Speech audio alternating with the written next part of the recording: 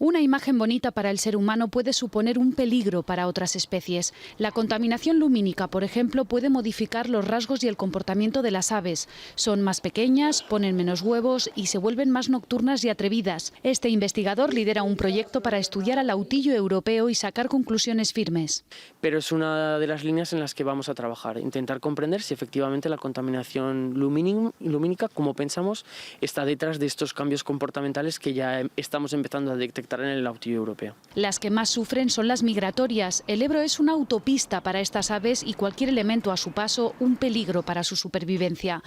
Se sienten atraídas por las luces blancas y azules y campañas navideñas o espectáculos que duran días pueden desestabilizarlas. Los escenarios que hacemos a veces de arte o hacemos eventos duran mucho tiempo. Hay una afección que está estudiada científicamente tanto por el ruido como por la luz o por los dos en su conjunto.